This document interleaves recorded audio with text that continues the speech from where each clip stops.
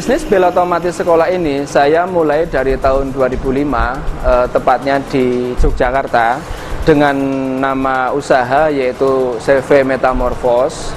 Tapi usaha ini tidak bisa berlangsung lama karena dalam waktu setengah tahun itu terjadi kebangkrutan karena sebuah kejadian alam yang mungkin kita bisa melihat waktu itu kejadian gempa bumi pada tanggal 27 Mei tahun 2006. Dengan ditutupnya usaha saya di Yogyakarta, saya pulang kampung ke Aji Barang. Terus saya mendirikan sebuah usaha yang baru, tapi dengan produk tetap sama, yaitu bel otomatis sekolah dengan nama badan usaha CV Teknologi Indonesia atau disingkat Teknindo. Dan sampai sekarang usaha ini alhamdulillah lancar dengan bendera Teknindo dan produk bel otomatis sekolah.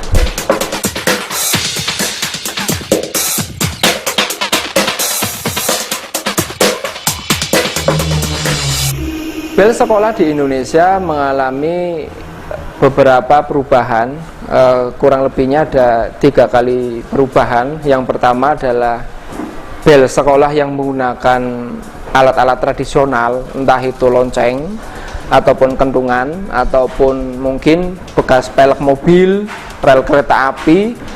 Lah, terus berikutnya ada sebuah perkembangan yang cukup bagus, yaitu bel dalam bentuk elektrik tapi masih manual, atau bel sekolah menggunakan teknologi pencet.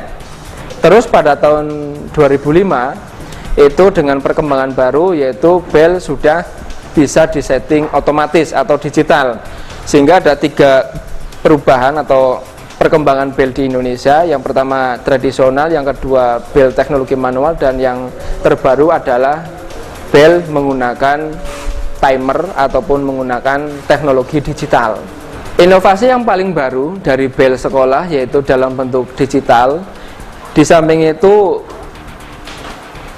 bel yang menggunakan teknologi digital ini sudah menggunakan jadwal ataupun sudah menggunakan menu, sehingga masyarakat pengguna, terutama sekolah, mungkin diwakili oleh guru ataupun kepala sekolah, itu dengan mudahnya, yaitu yang inovasinya tadinya dipencet, sekarang dia adalah disetting dengan digital, dengan adanya keypad dan adanya LCD, sehingga nanti mempermudah pihak sekolah untuk mengoperasikan setiap harinya, sehingga setiap harinya jadwal sekolah akan berjalan sebagaimana biasanya dan tanpa harus ditungguin seorang penjaga piket ataupun penjaga jadwal.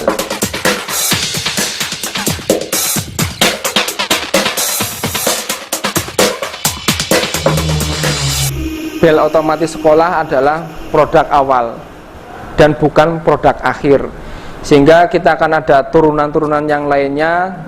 Ada sound class atau sound system per kelas, ada juga lab.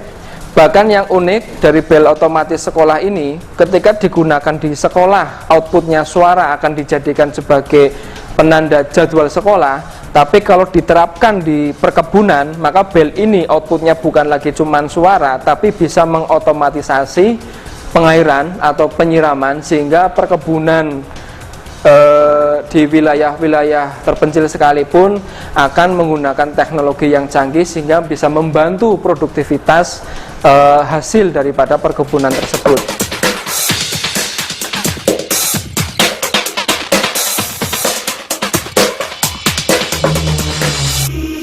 Visi dari Teknindo adalah Teknindo sendiri itu mempunyai visi sebagai tempat pengembangan teknologi nasional atau sebagai tempat inovasi teknologi nasional.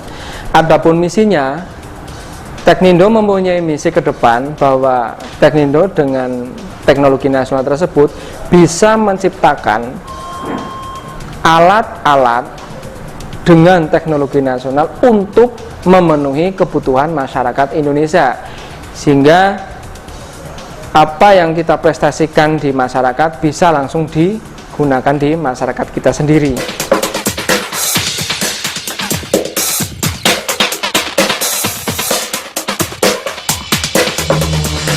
Perlu adanya sebuah konsep tentang gerakan moral, bel otomatis sekolah ini untuk bisa bersaing dengan para pesaing itu salah satunya mempunyai konsep yang sangat kuat, yaitu Indonesia on time, di mana menggunakan bel otomatis ini sekolah sudah tepat waktu. Dari ide tersebut, ketepatan waktu itulah yang menjadikan Teknindo memulai dengan gerakan Indonesia on time, sehingga para pesaing tidak ada ataupun tidak bisa menggunakan gerakan Indonesia on time, karena yang menggunakan Indonesia on time itu adalah hanya dari Teknindo.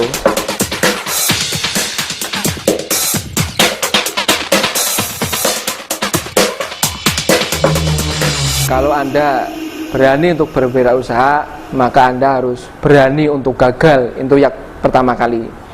Terus pesan yang kedua, dalam menghadapi kegagalan tersebut, Anda harus punya pendirian yang teguh.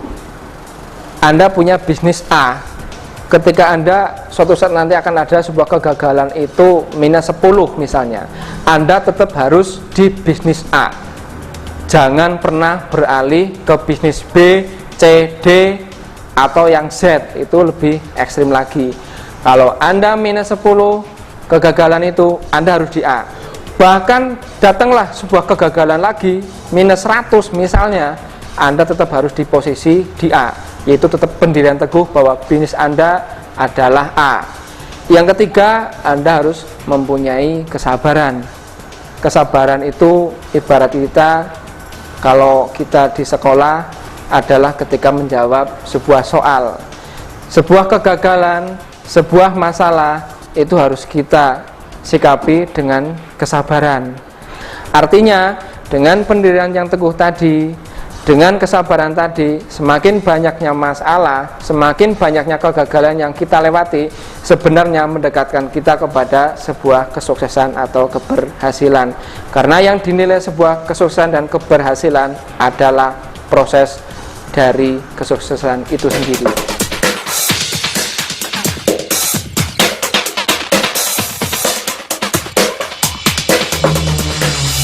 Bisa memperkenalkan materi kewirausahaan ini itu di awal kuliah, jangan di akhir kuliah, karena kebanyakan beberapa universitas sekarang ini memperkenalkan kewirausahaannya sebelum di wisuda. Alangkah baiknya memperkenalkan bagaimana cara berwirausaha, materi berwirausaha, bagaimana cara menghadapi sebuah kegagalan, menghadapi sebuah masalah, terus bagaimana cara ketika kita sukses. Itu diajarkan ketika baru masuk ke kuliah, ataupun materi kuliah tersebut tentang kewirausahaan tadi itu diterapkan di awal kuliah, atau mungkin ospek yang dulu garang tentang perpeloncoan atau apapun itu dirubah menjadi ospek kewirausahaan, bagaimana cara menjual dan sebagainya, sehingga fakultas-fakultas teknik itu akan dia bagaimana cara membuat sebuah produk, fakultas ekonomi bagaimana teman-teman mahasiswa baru ini untuk berbisnis, dan banyak fakultas yang lainnya.